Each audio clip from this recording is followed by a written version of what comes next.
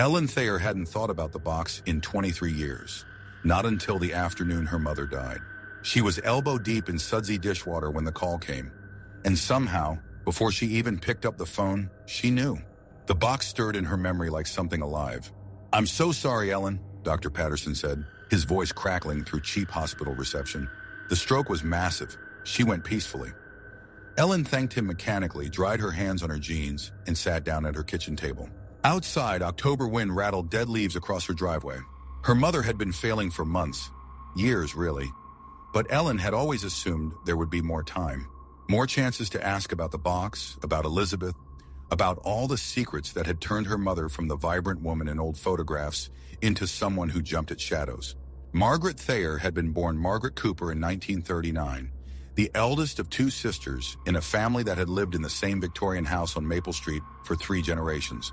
The pictures from Margaret's childhood showed a serious-faced girl with wire-rimmed glasses, always standing slightly in front of her younger sister Elizabeth, as if shielding her from the camera's gaze. Elizabeth, by contrast, seemed to glow with a wild, magnetic energy that practically burst from the frame. "Your Aunt Elizabeth," her mother would say on the rare occasions she spoke of her sister at all. "She burned too bright." Then she would press her lips together until they went white and change the subject. Now, standing in her childhood home 3 days later, Ellen could no longer avoid it. The house smelled of mothballs and dying flowers from the funeral, with an underlying mustiness that spoke of decades of closed windows and drawn curtains. Her husband Mark was handling the estate paperwork in town, and their teenage daughter Sophie was back in Boston with the flu. Sophie, who had her grandmother's serious face, but sometimes when she smiled, showed flashes of something else, something that had always made Margaret's hands shake when she saw it. Ellen was alone finally, with the task she'd been dreading.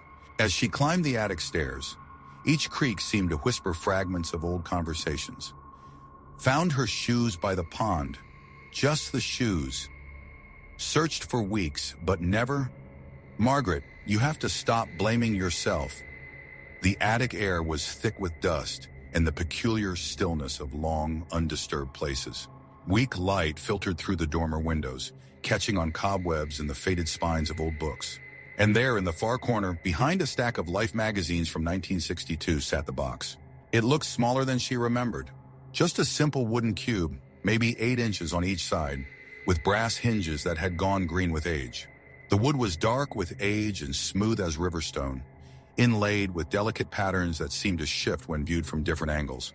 No lock, no latch. Just a lid that lifted smoothly, silently, despite decades of disuse. Ellen had found it when she was 12, on a rainy afternoon much like this one. She remembered the weight of it in her lap, the way the wood seemed to hum against her palms. Inside had been... what? The memory slipped away like smoke, leaving only the impression of something dark and moving, like watching shadows underwater. Her mother's reaction, though, that she remembered with crystal clarity. The way Mom's face had gone chalk white when she found Ellen with the box, the same face she made when Sophie was born, and someone commented on how much the baby looked like Elizabeth. The way her hands had trembled as she snatched it away. "Never open this," she'd said. "Promise me, Ellen. Some things are meant to stay buried." Elizabeth, she'd stopped herself, pressing one hand to her mouth. "Just promise me." Ellen had promised, more scared by her mother's fear than anything else. The box had disappeared after that, and Ellen had done her best to forget it existed. But in the years that followed, she'd pieced together fragments of the story. Elizabeth had vanished in the summer of 1947, 2 months after her 7th birthday. They found her patent leather shoes placed neatly by the edge of Miller's Pond. But the pond had been dragged and yielded nothing. The official report said drowning, body never recovered. But Ellen had seen the way her mother would sometimes stare at closed doors, as if expecting someone to walk through them. The way she would count and recount Sophie's fingers and toes when she thought no one was watching. But now, kneeling in the attic dust, she felt 12 years old again. The air felt charged, like the moment before a lightning strike. Her fingers traced the edge of the lid. The wood was warm to the touch, warmer than it should be, and she could have sworn she felt it pulse like a heartbeat. Some things are meant to stay buried. Ellen started to pull her hand back, then stopped. She was a grown woman, for God's sake. A high school English teacher with a mortgage and a daughter of her own. She taught her students about symbolism and metaphor, about the way fear could be passed down through generations like eye color or the shape of a nose. Whatever childhood bogey her mother had been protecting her from, Surely it had no power now. She lifted the lid.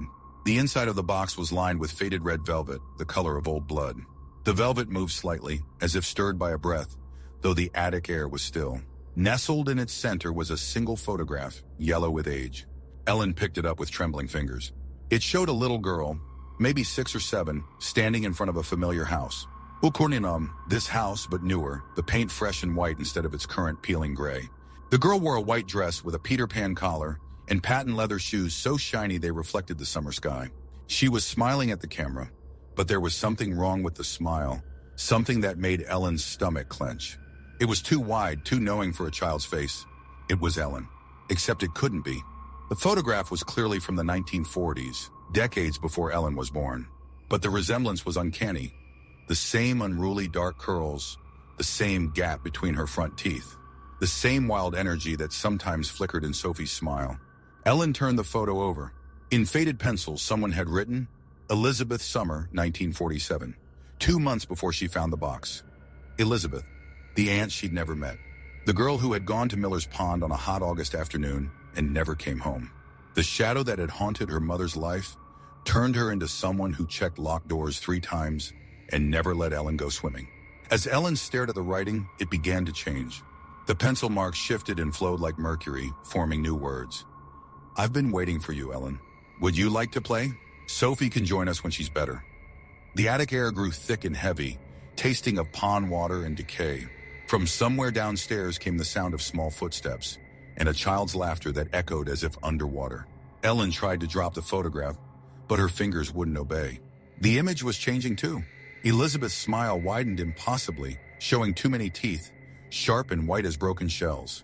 Her eyes turned black as camera film, as deep water at midnight. The footsteps were getting closer, accompanied by the squeak of wet patent leather. They were coming up the attic stairs, leaving dark footprints that vanished moments later. Ellen wanted to run, to scream, to close the box. But she could only watch as Elizabeth's figure stepped out of the photograph, still smiling that terrible smile.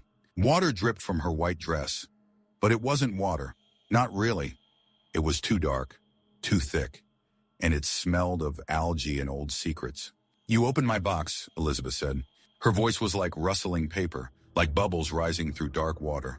Now you have to take my place. That's how the game works. Someone always has to be in the box. She giggled, the sound like breaking glass. Don't worry about Sophie. I'll take good care of her, just like Margaret took care of me. The photograph in Ellen's hands was changing again. Now it showed an empty white dress and patent leather shoes waiting to be filled. In the background, Miller's Pond stretched black and still beneath the summer sky. The attic door creaked open. Your turn, Elizabeth whispered. Sorry, Kadior. They found Ellen's body 3 days later, when Mark finally thought to check the attic. She was sitting cross-legged on the floor, a small wooden box in her lap. The medical examiner called it a stroke, just like her mother. Runs in families, he said, shaking his head. Nobody noticed the new photograph that appeared on the mantel downstairs, showing a little girl in a white dress. She had unruly dark curls and a gap between her front teeth. On the back in fresh pencil, someone had written, Ellen, Summer 2020, waiting for the next player. In Boston, Sophie Thayer woke from her fever to find her grandmother's old box sitting on her bedside table. Inside, 2 smiling faces waited to welcome her home. The box sat in the attic, patient as ever. Waiting. It would always wait. That was how the game worked. Sarah Chen's hands shook as she traced the headline on her laptop screen. Historic Millbrook Tunnel to be demolished after century of tragedy. Below the headline was a black and white photograph from 1923. The tunnel's dedication ceremony. All those smiling faces, unaware that they were standing before what would become known as the Hungry Mile. The article mentioned Jenny, of course. They always did. Local girl Jennifer Chen, 8, disappeared in 1999, one of 17 children to vanish in or near the tunnel since its construction. But the words were clinical, sterile. They didn't capture Jenny's gap-toothed smile, or how she'd spend hours arranging her rock collection by color, or the way she'd belt out makeshift songs at the top of her lungs just to hear them echo. Sarah minimized the browser and caught her reflection in the dark screen.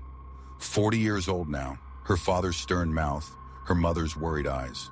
The doctors had called it trauma-induced auditory hallucinations, but she knew better. She'd been hearing the voices for weeks now, growing stronger as the demolition date approached. Her phone buzzed, a text from her mother. They start tomorrow. Are you coming home? On the word to home. Millbrook hadn't been home since that summer day in '99 when Jenny vanished. Sarah had fled to Boston for college and stayed there, building a life among people who didn't know about the tunnel, who didn't look at her with that mixture of pity and suspicion. But now the voices were back, and with them came the memories she'd spent decades trying to bury. 1-2, coming for you. The singing started soft, like always. A children's choir of the damned, their voices weaving together in that haunting melody Jenny had created.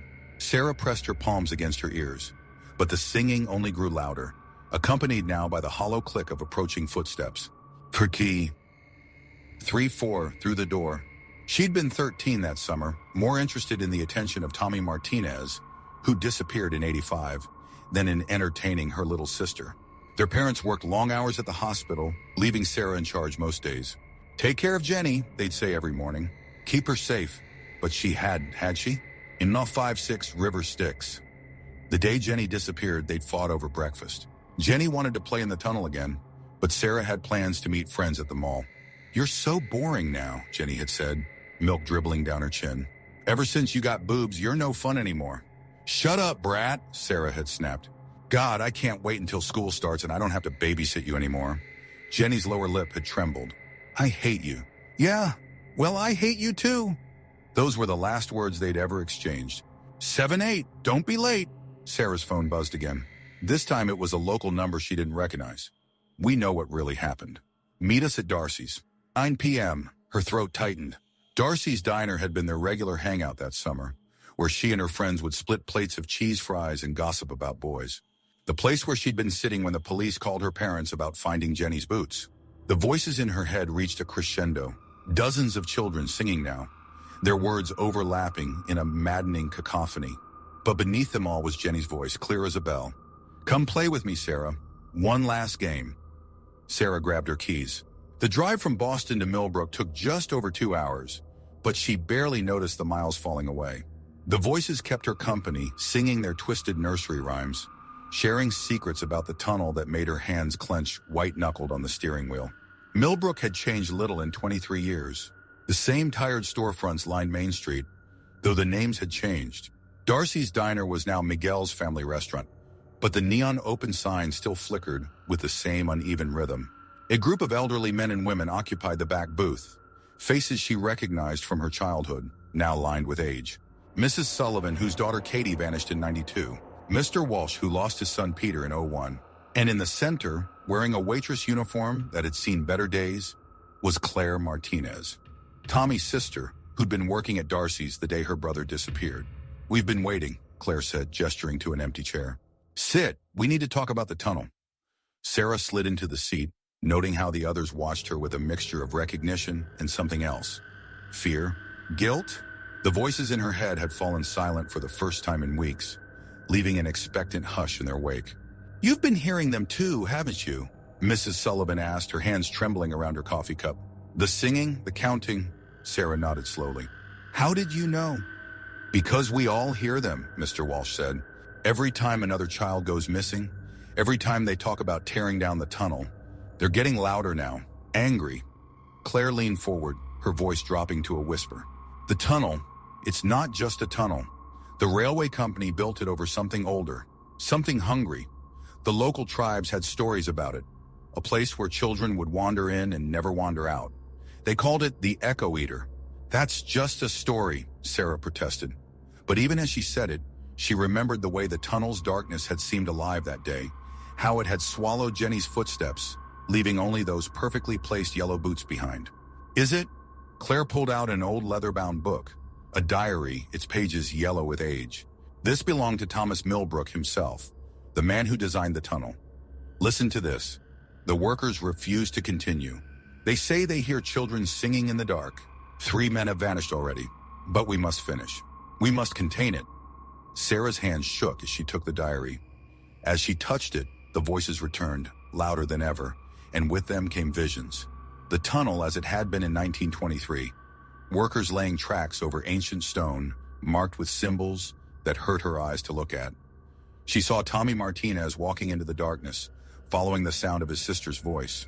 Katie Sullivan chasing her cat into the shadows, Peter Walsh on a dare from his friends, and Jenny. Always Jenny. "The demolition," Mr. Walsh said urgently. "They can't just tear it down. Whatever's in there, it'll get out." Spread. The tunnel doesn't just echo sounds, it echoes time itself. Every child who ever disappeared in there is still there, still playing their endless game of hide and seek. And now they want new players, Mrs. Sullivan finished. "That's why we're hearing them. They're calling us back. All of us who survived, who let them go alone into the dark." Sarah stood abruptly, her chair scraping against the linoleum. "I have to go. I need to see it. One last time." "Sarah, wait," Claire caught her arm. "You can't go alone. That's what it wants. We have to." But Sarah was already moving, pushed by a compulsion she couldn't fight. The voices grew stronger as she drove toward the tunnel, becoming a symphony of children's voices, all singing Jenny's counting song. As she parked beside the construction equipment, she saw other cars arriving. Claire's beaten-up Honda, Mrs. Sullivan's station wagon, Mr. Walsh's truck. The tunnel entrance gaped before them, darker than the night sky. Yellow construction tape fluttered in the breeze, and the air smelled of wet stone and decay and something else. Something ancient and patient and hungry. "Jenny," Sarah called, her voice echoing strangely. "I'm here." I came back. The response came not in words, but in a sudden rush of memory. She remembered now what really happened that day. How she'd followed Jenny into the tunnel, angry and impatient. How she'd heard the singing, seen the shadows move. How she'd run away when the darkness reached for them, leaving Jenny behind. "I'm sorry," she whispered, tears streaming down her face. "I'm so sorry." From the darkness came a sound like stone grinding against stone, and then Jenny stepped into the beam of Sarah's flashlight. But it wasn't Jenny as she'd been, or even as she should be now. This thing wore Jenny's face like an ill-fitting mask, its eyes deep wells of darkness, its smile full of too many teeth. "Time to play," Not Jenny said, its voice a chorus of all the lost children. "One last game. All of you." Behind Sarah, she heard Claire gasp. Mrs. Sullivan began to pray. Mr. Walsh cursed softly. The darkness was moving now, reaching out with hands made of shadow and memory. And in its depths, more figures emerged. All the lost children of Millbrook, their bodies twisted by whatever lived in the tunnel's heart. "Run," Sarah whispered to the others, but it was too late. It had always been too late. As the shadows took them, as sharp teeth found flesh and ancient hunger was finally satisfied, the counting song echoed one last time through the tunnel that would never be torn down. 1-2, coming for you. 3-4, through the door. 5-6, river Styx. 7-8, don't be late. 9-10, the night gives them back again. The demolition crew arrived at dawn to find 5 cars parked by the tunnel entrance. Inside, they found nothing but scattered flashlights and, placed in a perfect circle, pairs of shoes, yellow rubber boots, worn sneakers, aging loafers, all waiting for their owners to step back into them. The tunnel still stands today. The demolition was quietly canceled, the entrance sealed with concrete and steel. But sometimes on quiet nights, people driving past say they can hear children singing, counting down to a game that never ends. In Millbrook, parents warn their children to stay away from the tunnel, but they never tell them why. Some truths are better left unspoken, some songs better left unsung. But if you listen carefully on a dark night, you might hear them anyway. 1-2, coming for you.